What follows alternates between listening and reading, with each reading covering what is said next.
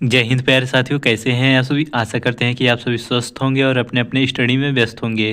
प्यारे साथियों, UP home guard भर्ती 2026 के जीके के सामान्य ज्ञान मॉडल पेपर और पीवाई की सीरीज में आज का हमारा प्रैक्टिस सेट नंबर 2 होने वाला है, जिसके हम टॉप 100 एमसीक्यूज को देखेंगे। तो सभी एक्सपेक्टेड और इम्पॉर्टेंट क्वेश्चन आंसर्स हैं, क्योंकि जो है हम जितने भी क्वेश्चन आंसर लिए हैं तो विभिन्न प्रकार की किताबों और लूसेंट से मिलाकर अलग अलग पेजों का पीडीएफ बनाकर आप सभी को इस क्वेश्चन आंसर्स को बताएंगे। तो चलिए देर न करते हुए वीडियो को स्टार्ट करते हैं। और आप चैनल पे नए हैं तो हमारे चैनल के साथ जुड़ जाएं, क्योंकि यूपी होमगार्ड के लिए और यूपी पुलिस के लिए हम प्रॉपर अपने चैनल पे जो है प्रैक्टिस सेट करवा रहे हैं। तो आप हमारे चैनल के साथ जुड़ जाए, जिससे आपकी तैयारी बेहतर हो सकेगी। और आप हमें वीडियो के अंत में बताएंगे कि आपकी इस सेट से कितने क्वेश्चन के आंसर्स राइट थे।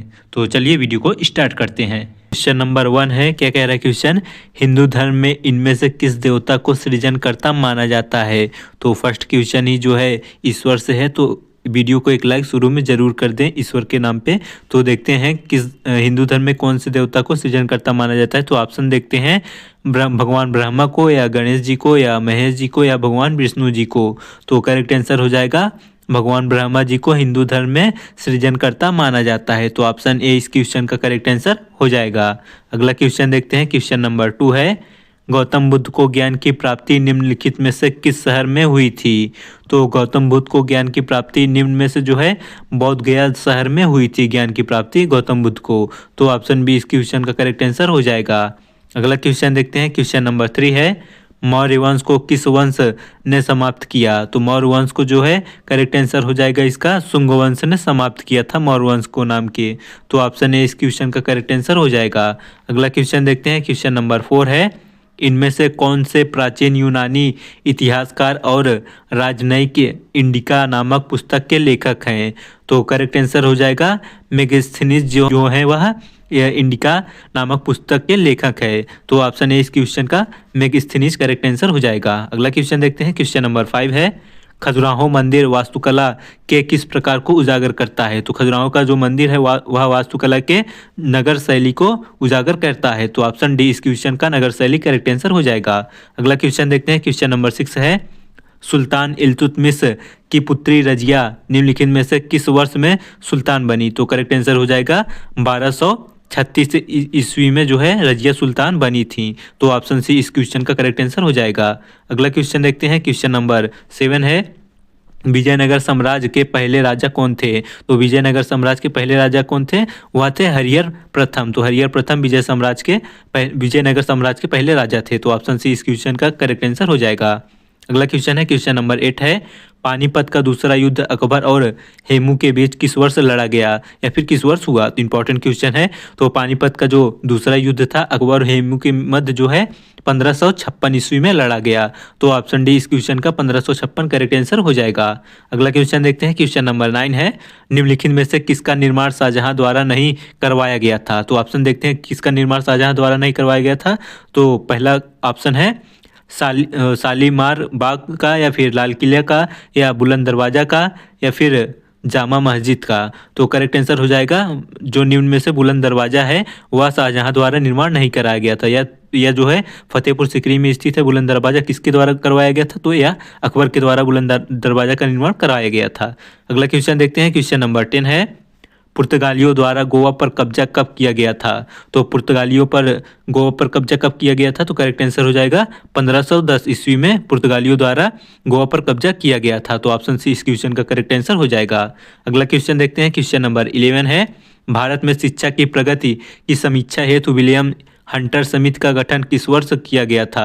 तो भारत में शिक्षा की प्रगति की समीक्षा के हेतु जो है विलियम हंटर की समिति जो गठन किया गया था वह 1882 ईस्वी में किया गया था। तो ऑप्शन ए इस क्वेश्चन का करेक्ट आंसर हो जाएगा। अगला क्वेश्चन देखते हैं। क्वेश्चन नंबर 12 है, लखनऊ में 1857 के विद्रोह का नेतृत्व किसने किया था। तो लखनऊ शहर में जो 1857 का विद्रोह था वह किसके द्वारा किया गया था इसका नेतृत्व। तो बेगम हजरत महल ने जो है लखनऊ में 1857 का नेतृत्व किया था। अगला क्वेश्चन देखते हैं। क्वेश्चन नंबर 13 है, आत्मीय सभा के संस्थापक कौन है। तो आत्मीय सभा के संस्थापक जी जो हैं वह राजा राम मोहन राय थे। तो ऑप्शन डी इस क्वेश्चन का करेक्ट आंसर हो जाएगा।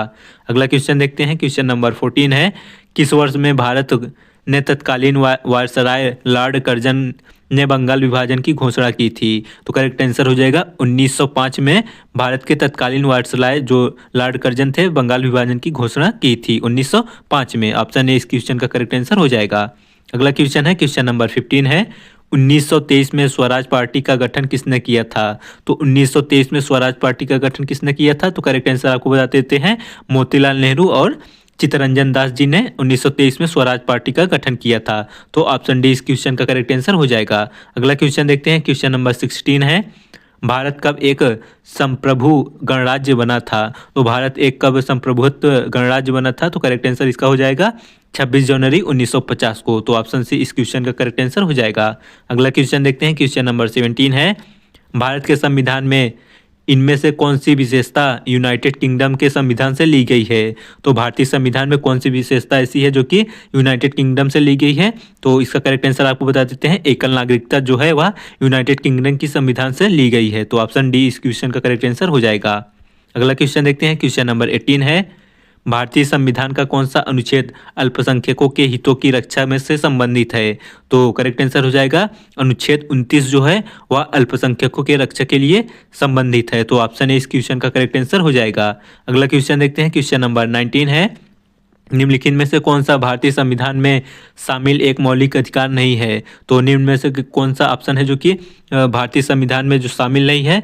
तो ऑप्शन देखते हैं संवैधानिक उपचार का अधिकार या फिर समानता का अधिकार या संपत्ति अर्जित करने का अधिकार या फिर स्वतंत्रता का अधिकार। तो करेक्ट आंसर हो जाएगा संपत्ति अर्जित करने का अधिकार हमारे मौलिक अधिकार में नहीं है। तो ऑप्शन सी इस क्वेश्चन का करेक्ट आंसर हो जाएगा।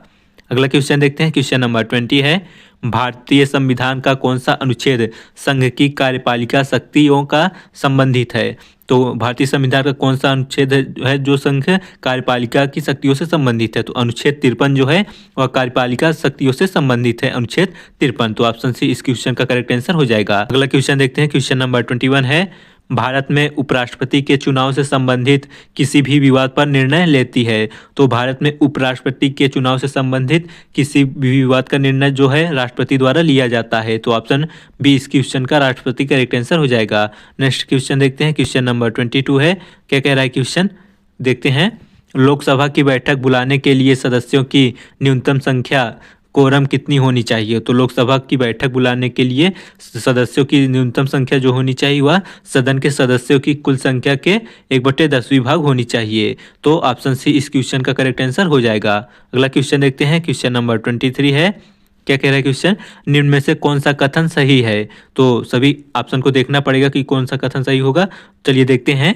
ऑप्शन ए क्या कह रहा है मंत्रिपरिषद सामूहिक रूप से राज्य की विधान परिषद के प्रति जवाबदेही होता है। गलत हो जाएगा, विधान परिषद सभी के प्रति जो है जवाबदेही नहीं होता है। तो अगला ऑप्शन देखते हैं राज्य मंत्रिपरिषद सामूहिक रूप से राज्यसभा के प्रति जवाबदेही होता है। तो ये भी गलत हो जाएगा।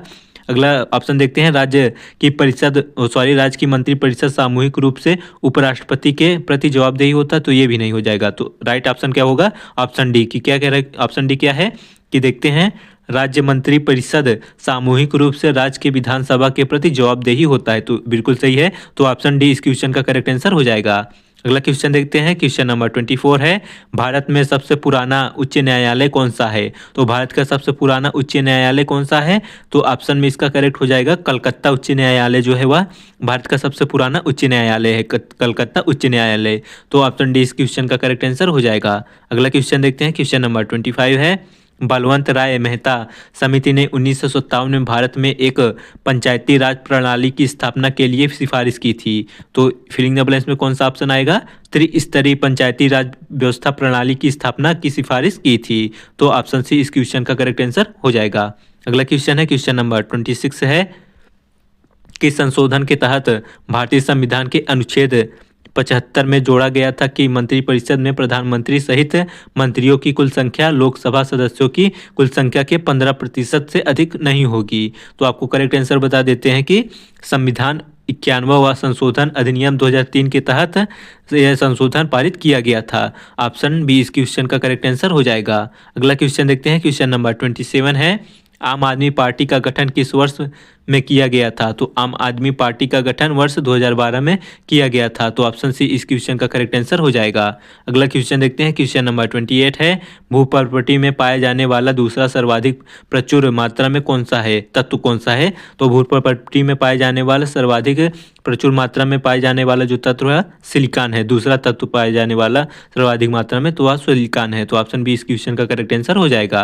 अगला क्वेश्चन देखते हैं, क्वेश्चन नंबर 29 है, निम्नलिखित में से कौन सा एक सुषुप्त ज्वालामुखी है? तो कौन सा सुषुप्त ज्वालामुखी है? ऑप्शन को देखते हैं, जापान में स्थित सकुरजिमा, या फिर अंटार्कटिका में स्थित माउंट इरबस, या फिर इटली में एंटना, या फिर हवाई द्वीप में स्थित मौना लोवा। तो ऑप्शन डी इसका करेक्ट हो जाएगा। हवाई द्वीप में स्थित मौना लोवा जो है वह सबसे सुषुप्त ज्वालामुखी है। तो ऑप्शन डी इस क्वेश्चन का करेक्ट आंसर हो जाएगा। अगला क्वेश्चन देखते हैं, क्वेश्चन नंबर 30 है, सबसे छोटा महाद्वीप कौन सा है? तो सबसे छोटा महाद्वीप तो सभी को पता होगा, ऑस्ट्रेलिया महाद्वीप है। तो ऑप्शन ए इस क्वेश्चन का करेक्ट आंसर हो जाएगा। अगला क्वेश्चन देखते हैं, क्वेश्चन नंबर 31 है, निम्नलिखित में से कौन सा घास का मैदान नहीं है? तो निम्न में से कौन सा घास का मैदान नहीं है? तो करेक्ट आंसर हो जाएगा फेन जो है वह घास का मैदान नहीं है। तो ऑप्शन बी इस क्वेश्चन का करेक्ट आंसर हो जाएगा। अगला क्वेश्चन देखते हैं, क्वेश्चन नंबर 32 है, वियतनाम की राजधानी कौन सी है? तो वियतनाम की राजधानी जो है वह हनोई है। तो ऑप्शन ए इस क्वेश्चन का करेक्ट आंसर हो जाएगा। अगला क्वेश्चन देखते हैं, क्वेश्चन नंबर 33 है, मौसम शब्द मानसून के अर्थ में इनमें से किस भाषा से संबंधित है? तो मौसम शब्द जो है मानसून के अर्थ में करेक्ट आंसर हो जाएगा इसका कौन से शब्द से संबंधित है? तो यह एक प्रकार के फारसी शब्द से संबंधित है मौसम। तो ऑप्शन ए बी क्वेश्चन का करेक्ट आंसर हो जाएगा। अगला क्वेश्चन देखते हैं, क्वेश्चन नंबर 34 है, भारत की सबसे लंबी मुख्य भारत की सबसे लंबी मुख्य भू तट रेखा इनमें से किस राज्य में से है? तो भारत की सबसे लंबी मुख्य भू तट रेखा जो है वह महाराष्ट्र राज्य की है। तो ऑप्शन डी इस क्वेश्चन का करेक्ट आंसर हो जाएगा। अगला क्वेश्चन देखते हैं, क्वेश्चन नंबर 35 है, भारत के पश्चिम में कौन सा समुद्र स्थित है? तो भारत के पश्चिम की ओर जो है अरब सागर स्थित है। तो ऑप्शन बी इस क्वेश्चन का डी करेक्ट आंसर हो जाएगा ऑप्शन। अगला क्वेश्चन देखते हैं, क्वेश्चन नंबर 36 है, भारत में निम्नलिखित में से किस पहाड़ी को ब्लू माउंटेन के रूप में जाना जाता है? तो भारत की जो ब्लू माउंटेन की पहाड़ी के नाम से जाना जाता है तो यह नीलगिरी की पहाड़ियाँ जो है उसे ब्लू माउंटेन के नाम से जाना जाता है। तो ऑप्शन है इस क्वेश्चन का नीलगिरी पहाड़ियाँ करेक्ट आंसर हो जाएगा। अगला क्वेश्चन देखते हैं, क्वेश्चन नंबर 37 है, सांभर झील कहाँ स्थित है? तो सांभर झील कहाँ स्थित है? करेक्ट आंसर हो जाएगा सांभर झील राजस्थान में स्थित है। तो ऑप्शन डी इस क्वेश्चन का करेक्ट आंसर हो जाएगा। अगला क्वेश्चन देखते हैं, क्वेश्चन नंबर 38 है, देवप्रयाग में निम्न में से कौन सा दो नदियों के संगम से गंगा नदी बनती हैं? तो देवप्रयाग जो कि उत्तराखंड में है, कौन सी दो नदियां हैं जो संगम का निर्माण करती हैं? तो आपको बता देते हैं, अलकनंदा और भागीरथी दोनों नदियां मिलकर संगम का निर्माण उत्तराखंड में करती हैं। तो ऑप्शन डी इस क्वेश्चन का करेक्ट आंसर हो जाएगा। अगला क्वेश्चन देखते हैं, क्वेश्चन नंबर 39 है, क्या कह रहा है क्वेश्चन, दुलहस्ती पावर स्टेशन निम्नलिखित में से किस जिले में स्थित है? तो दुलहस्ती पावर स्टेशन जो है वह किस जिले में स्थित है? तो करेक्ट आंसर हो जाएगा इसका अनंतनाग जिले में यह स्थित है दुलहस्ती पावर स्टेशन। तो ऑप्शन है इस क्वेश्चन का करेक्ट आंसर हो जाएगा। अगला क्वेश्चन देखते हैं, क्वेश्चन नंबर 40 है, पुरानी जलोढ़ मिट्टी को और किस नाम से जाना जाता है? तो पुरानी जलोढ़ मिट्टी को जो है रेगुर के नाम से भी जाना जाता है। तो ऑप्शन बी इस क्वेश्चन का करेक्ट आंसर हो जाएगा। नेक्स्ट क्वेश्चन देखते हैं, क्वेश्चन नंबर 41 है, इनमें से कौन सी रोपड़ फसल नहीं है? तो रोपड़ की फसल इनमें से बाजरा है, वो बाजरा फसल जो है वह रोपड़ फसल के अंतर्गत नहीं आती। तो ऑप्शन डी इस क्वेश्चन का करेक्ट आंसर हो जाएगा।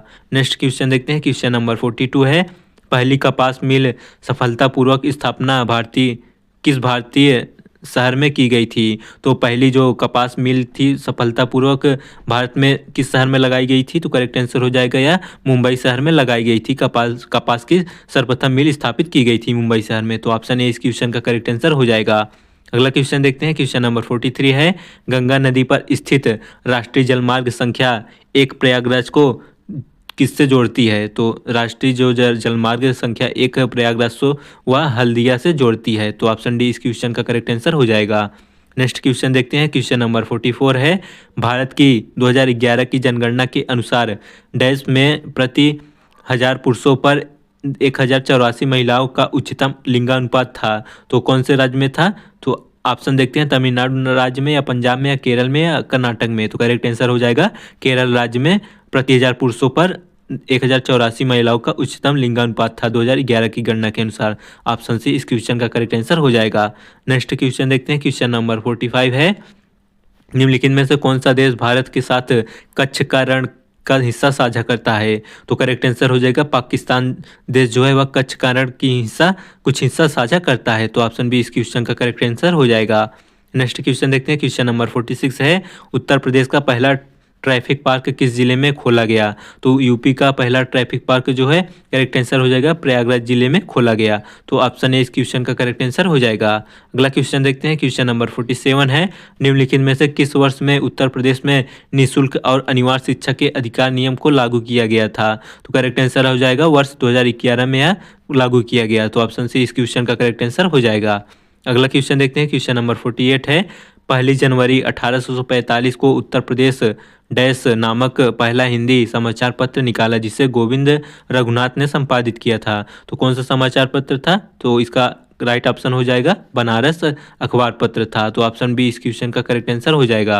अगला क्वेश्चन देखते हैं, क्वेश्चन नंबर 49 है, वित्त मंत्रालय के अधीन डैश एक विधि प्रवर्तन संस्था है जो धोखाधड़ी और अपवंचन तथा काले धन को वैध बनाने जैसे भारतीय कानूनों को उल्लंघनों की जांच करती है। तो करेक्ट आंसर हो जाएगा इसका कौन सी है एजेंसी है जो यह है आयकर जांच महानिदेशालय। तो ऑप्शन ए इस क्वेश्चन का आयकर जांच निदेशालय करेक्ट आंसर हो जाएगा।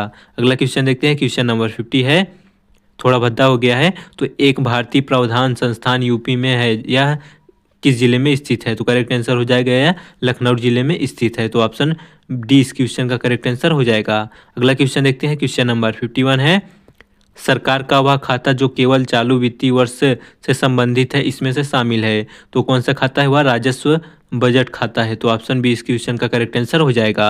अगला क्वेश्चन देखते हैं, क्वेश्चन नंबर 52 है, निम्नलिखित में से कौन सा प्राथमिक क्षेत्र का एक उदाहरण है? तो प्राथमिक क्षेत्र का उदाहरण जो है वह दुग्धालय या फिर डेयरी है प्राथमिक क्षेत्र का उदाहरण। तो ऑप्शन बी इस क्वेश्चन का करेक्ट आंसर हो जाएगा। अगला क्वेश्चन देखते हैं, क्वेश्चन नंबर 53 है, जीडीपी की वृद्धि दर हमारी अर्थव्यवस्था का सूचक है, जीडीपी का पूर्ण रूप है। तो जीडीपी की दर जो है हमारी अर्थव्यवस्था का सूचक है और जीडीपी का पूर्ण रूप पूछा गया है। तो करेक्ट आंसर हो जाएगा ग्रॉस डोमेस्टिक प्रोडक्ट। तो ऑप्शन डी इस क्वेश्चन का करेक्ट आंसर होगा। नेक्स्ट क्वेश्चन है, क्वेश्चन नंबर 54 है, कौन सा भारतीय राज्य चाय का प्रमुख उत्पादक राज्य है?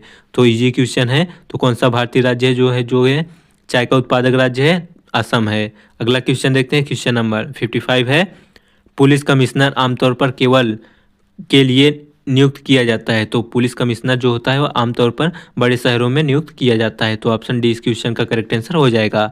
अगला क्वेश्चन है, क्वेश्चन नंबर 56 है, राष्ट्रीय मानवाधिकार आयोग के सदस्य की सेना निवृत्ति की आयु वर्ष है। तो राष्ट्रीय मानवाधिकार आयोग के सदस्य की सेना निवृत्ति की आयु 70 वर्ष है। तो ऑप्शन सी इस क्वेश्चन का करेक्ट आंसर हो जाएगा।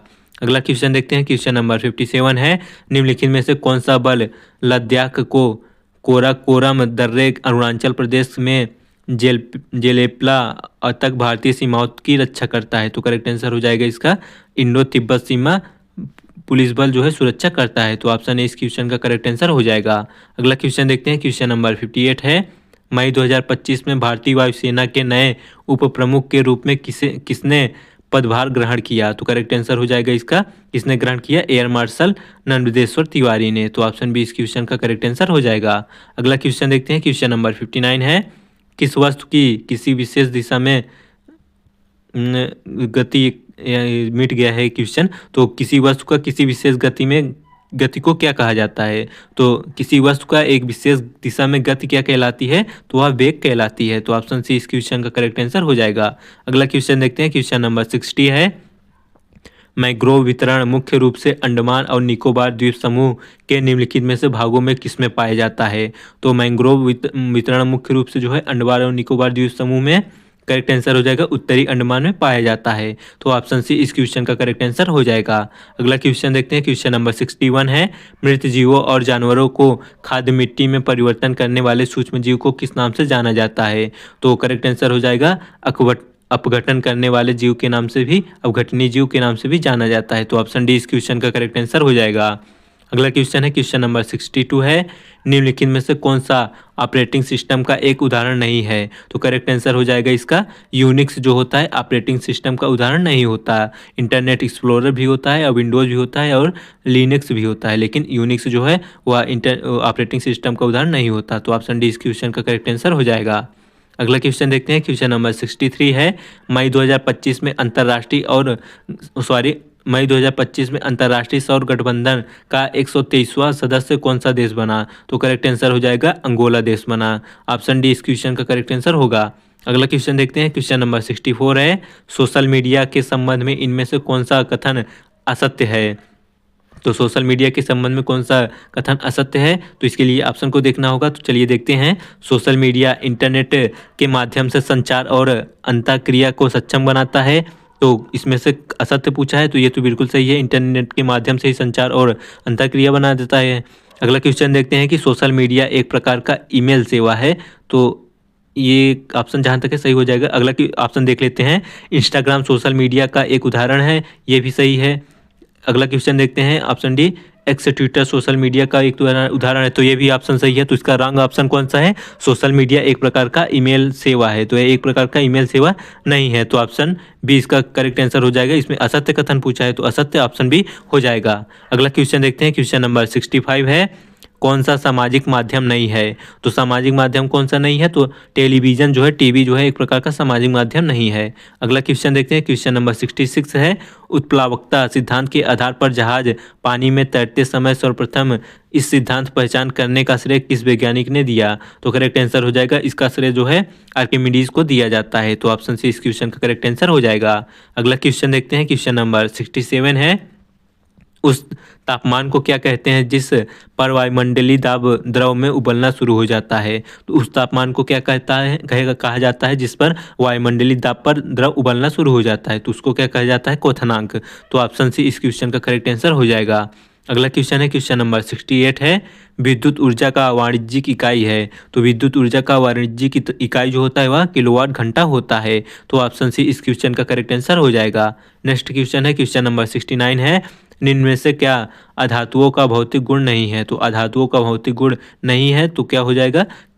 आपको सही ऑप्शन ही बता देते हैं, केवल ठोस अवस्था में ही अधातु रहते हैं, यह एक प्रकार का भौतिक गुण नहीं है। अधातु जो होती हैं द्रव अवस्था में होती हैं, तो इसमें असत्य कथन पूछा गया कि अधातु का भौतिक गुण नहीं है, तो वह केवल जो है ठोस अवस्था में इसके अलावा भी रह सकती है। तो ऑप्शन ए इस क्वेश्चन का करेक्ट आंसर हो जाएगा। अगला क्वेश्चन देखते हैं क्वेश्चन नंबर 70 है, वह एकमात्र अधातु कौन सी है जो कमरे के तापमान पर भी द्रव में बदल जाती है? तो ऑप्शन देखते हैं, पारा है या ब्रोमीन है या क्लोरीन है या गैलीनियम है? तो करेक्ट आंसर हो जाएगा पारा धातु जो है वह कमरे के तापमान पर भी द्रव अवस्था में पाया जाता है। नेक्स्ट क्वेश्चन है क्वेश्चन नंबर 71 है, निम्न में से कौन सा एंजाइम प्रोटीन का विखंडन करता है? तो करेक्ट आंसर हो जाएगा एमाइलेज एंजाइम जो है वह प्रोटीन का विखंडन करता है। तो ऑप्शन बी इस क्वेश्चन का करेक्ट आंसर हो जाएगा। अगला क्वेश्चन देखते हैं क्वेश्चन नंबर 72 है, इनमें से किस जीव के 3 कोष्ठी हृदय होते हैं? तो ऑप्शन देखते हैं, मछली के या मेढक के या पक्षी या मनुष्य के? तो मेढक के 3 कोष्ठी हृदय होते हैं, 3 कोष्ठी। तो ऑप्शन सी इस क्वेश्चन का करेक्ट आंसर हो जाएगा। नेक्स्ट क्वेश्चन देखते हैं क्वेश्चन नंबर 73 है, किस ग्रंथि को मास्टर ग्रंथि के नाम से भी जाना जाता है? तो करेक्ट आंसर हो जाएगा पिट्यूटरी ग्रंथि को मास्टर ग्रंथि के नाम से भी जाना जाता है। तो ऑप्शन सी इस क्वेश्चन का करेक्ट आंसर हो जाएगा। नेक्स्ट क्वेश्चन है क्वेश्चन नंबर 74 है, कुष्ठ रोग कौन के नाम से भी जाना जाता है? तो कुष्ठ रोग को और किस नाम से जाना जाता है? तो करेक्ट आंसर हो जाएगा हैंसेन रोग के नाम से भी कुष्ठ रोग को जाना जाता है। तो ऑप्शन बी इस क्वेश्चन का करेक्ट आंसर हो जाएगा। अगला क्वेश्चन देखते हैं क्वेश्चन नंबर 75 है, आईपीसीसी का पूरा रूप क्या है? तो आईपीसीसी का पूरा नाम क्या हो जाएगा? तो आपको ऑप्शन राइट बता देते हैं कि कौन सा होगा, inter governmental panel on climate change. तो आईपीसीसी का पूरा नाम क्या हो जाएगा? Inter governmental panel on climate change. तो ऑप्शन बी इस क्वेश्चन का करेक्ट आंसर हो जाएगा। अगला क्वेश्चन देखते हैं क्वेश्चन नंबर 76 है, जैव रासायनिक ऑक्सीजन मांग जिसे बीओडी कहा जाता है निम्नलिखित में से किसकी माप है? तो यह करेक्ट आंसर आपको बता देते हैं कि जैव पदार्थ के ऑक्सीजन के दौरान उपयोग की गई ऑक्सीजन की। तो ऑप्शन ए इस क्वेश्चन का करेक्ट आंसर बीओडी का अर्थ हो जाएगा। अगला क्वेश्चन है क्वेश्चन नंबर 77 है, संयुक्त राष्ट्र जलवायु परिवर्तन जिसे COP30 कहा जाता है आयोजित किया जाएगा। तो यह जो है कहाँ आयोजित किया जाएगा? यह बेलम और ब्राज़ील में किया जाएगा। तो ऑप्शन डी इस क्वेश्चन का करेक्ट आंसर हो जाएगा। अगला क्वेश्चन है क्वेश्चन नंबर 78 है, बाजार कीमत और कारक लागत पर योग मूलभूत अंतर क्या है? तो बाजार कीमत और कारक लागत पर मूलभूत योग जो होता है वह निवल अप्रत्यक्ष कर होता है। तो ऑप्शन ए इस क्वेश्चन का करेक्ट आंसर हो जाएगा। अगला क्वेश्चन देखते हैं, क्वेश्चन नंबर 79 है, भारतीय रिजर्व बैंक के आधिकारिक चिन्ह है, ये आधिकारिक चिन्ह शामिल है। तो भारतीय रिजर्व बैंक में जो आधिकारिक चिन्ह शामिल है वह है ताड़ का वृक्ष। तो आप लोगों ने रिजर्व बैंक का लोगो देखा होगा, तो उसमें जो है वृक्ष छपा रहता है, उसका ताड़ का वृक्ष होता है। तो ऑप्शन ए इस क्वेश्चन का करेक्ट आंसर हो जाएगा। अगला क्वेश्चन देखते हैं, क्वेश्चन नंबर 80 है, जब भारतीय रुपया का अवमूल्यन होता है तो भारतीय निर्यात पर क्या प्रभाव पड़ता है? तो जब भारतीय रुपये का अवमूल्यन होता है तो उस पर क्या प्रभाव पड़ता है? तो इसमें निर्यात सस्ता हो जाता है, यही प्रभाव पड़ता है। तो ऑप्शन ए इस क्वेश्चन का करेक्ट आंसर हो जाएगा। अगला क्वेश्चन है, क्वेश्चन नंबर 81 है, सरकार के कुल राजस्व और कुल व्यय के बीच अंतर को कहा जाता है। तो सरकार के कुल राजस्व और कुल व्यय के बीच के अंतर को क्या कहा जाता है? तो यह राजकोषीय घाटा कहा जाता है। तो ऑप्शन ए इस क्वेश्चन का करेक्ट आंसर हो जाएगा। अगला क्वेश्चन देखते हैं, क्वेश्चन नंबर 82 है, आईएमएफ भुगतान संतुलन नियमावली के अनुसार वस्तुओं के आयात और निर्यात को प्रस्तुत किया जाना चाहिए। तो आईएमएफ आप लोगों ने सुना होगा, तो उसके भुगतान और नियमावली के अनुसार वस्तुओं के आयात और निर्यात को जो है करेक्ट आंसर हो जाएगा, इसको एफओबी के आधार पर किया जाना चाहिए। तो ऑप्शन बी इस क्वेश्चन का करेक्ट आंसर हो जाएगा। अगला क्वेश्चन है, क्वेश्चन नंबर 83 है, प्रतिवर्ष प्रतिवर्ष डैश द्वारा मानव विकास रिपोर्ट प्रकाशित की जाती है? तो करेक्ट आंसर हो जाएगा इसका, प्रतिवर्ष जो है संयुक्त राष्ट्र विकास कार्यक्रम के माध्यम से मानव विकास रिपोर्ट प्रकाशित की जाती है। तो ऑप्शन डी इस क्वेश्चन का करेक्ट आंसर हो जाएगा। अगला क्वेश्चन देखते हैं, क्वेश्चन नंबर 84 है, निम्नलिखित में से क्या राज्य स्तर पर जीएसटी के अंतर्गत सम्मिलित नहीं है? तो क्या जीएसटी के अंतर्गत सम्मिलित नहीं है? तो यह केंद्रीय उत्पाद बजट शुल्क संबंधित नहीं है। तो ऑप्शन ए इस क्वेश्चन का करेक्ट आंसर हो जाएगा। अगला क्वेश्चन देखते हैं, क्वेश्चन नंबर 85 है, क्रोएशिया गणराज्य की राजधानी क्या है? तो क्रोएशिया गणराज्य की राजधानी जागरेब है। तो ऑप्शन सी इस क्वेश्चन का जागरेब करेक्ट आंसर हो जाएगा। अगला क्वेश्चन है, क्वेश्चन नंबर 86 है, विश्व फार्मासिस्ट दिवस कब मनाया जाता है? तो विश्व फार्मासिस्ट दिवस 25 सितंबर को मनाया जाता है। तो ऑप्शन ए इस क्वेश्चन का करेक्ट आंसर हो जाएगा। अगला क्वेश्चन देखते हैं, क्वेश्चन नंबर 87 है, एनिमल फार्म पुस्तक किसने लिखी? तो एनिमल फार्म पुस्तक किसके माध्यम से लिखी गई थी? करेक्ट आंसर हो जाएगा, जॉर्ज ऑरवेल ने एनिमल फार्म पुस्तक लिखी थी। तो ऑप्शन सी इस क्वेश्चन का करेक्ट आंसर हो जाएगा। अगला क्वेश्चन है, क्वेश्चन नंबर 88 है, क्या कह रहा है क्वेश्चन, सोल्जरिंग विद डिग्निटी निम्नलिखित में से किस दिग्गज भारतीय सैन्य अधिकारी पर लिखा गया है? तो सोल्जरिंग विद डिग्निटी जो है वह किसके सैन्य अधिकारी पर लिखा गया है? वह फील्ड मार्शल सैम मानकिसा के जो है सैन्य अधिकारी के नाम पे लिखा गया है। तो ऑप्शन बी इस क्वेश्चन का करेक्ट आंसर हो जाएगा। अगला क्वेश्चन देखते हैं, क्वेश्चन नंबर 89 है, महिलाओं और SC/ST समुदायों में उद्यमिता को बढ़ाने देने के लिए भारत सरकार द्वारा कौन सा कार्यक्रम शुरू किया गया है? तो उनके लिए स्टैंड अप इंडिया भारत अभियान शुरू किया गया है। तो ऑप्शन ए इस क्वेश्चन का करेक्ट आंसर हो जाएगा। अगला क्वेश्चन है, क्वेश्चन नंबर 90 है, व्यापक परमाणु परीक्षण प्रतिबंध संधि का मुख्य उद्देश्य क्या है? तो व्यापक परमाणु परीक्षण प्रतिबंध संधि का मुख्य उद्देश्य जो होता है वह करेक्ट आंसर आपको बता देते हैं, नागरिक और सैन्य दोनों उद्देश्यों के लिए सभी परमाणु विस्फोटों का प्रतिबंध। तो ऑप्शन डी इस क्वेश्चन का करेक्ट आंसर हो जाएगा। अगला क्वेश्चन देखते हैं, क्वेश्चन नंबर 91 है, भारतीय परमाणु कार्यक्रम के जनक के रूप में किसे जाना जाता है? तो भारतीय परमाणु कार्यक्रम के जनक के रूप में जाना जाता है होमी भाभा को। तो ऑप्शन ए इस क्वेश्चन का करेक्ट आंसर हो जाएगा। अगला क्वेश्चन देखते हैं, क्वेश्चन नंबर 92 है, निम्नलिखित में से कौन सा देश क्षेत्रफल की दृष्टि से भारत का सबसे छोटा पड़ोसी देश है? तो करेक्ट आंसर हो जाएगा, मालदीव देश जो है वह भारत का सबसे छोटा पड़ोसी देश है। तो ऑप्शन ए इस क्वेश्चन का करेक्ट आंसर हो जाएगा। अगला क्वेश्चन है, क्वेश्चन नंबर 93 है, ओबरा थर्मल पावर प्लांट निम्नलिखित में से किसकी सहायता से स्थापित किया गया? तो करेक्ट आंसर हो जाएगा, ओबरा थर्मल पावर प्लांट जो है वह सोवियत संघ रूस की सहायता से स्थापित किया गया है। तो ऑप्शन ए इस क्वेश्चन का करेक्ट आंसर हो जाएगा।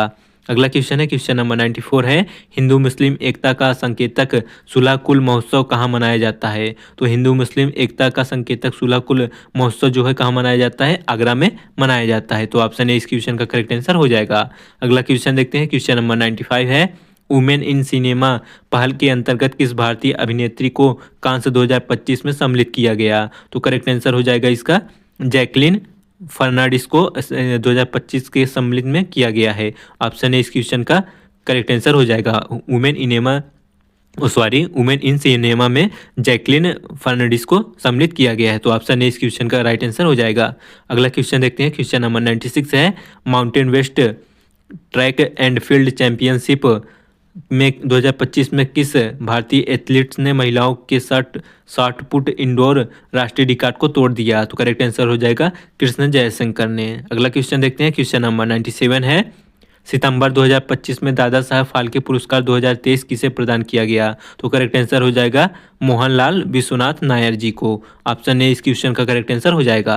अगला क्वेश्चन देखते हैं, क्वेश्चन नंबर 98 है, क्या कह रहा है क्वेश्चन, यूपीएसआरएलएम ने रिस्क रिडेंशल फंड के तहत जीएसटी के आरक्षित सदस्यों के लिए प्रावधान किया गया है? तो करेक्ट आंसर हो जाएगा 2250 का प्रावधान किया गया है। तो ऑप्शन डी इस क्वेश्चन का करेक्ट आंसर हो जाएगा।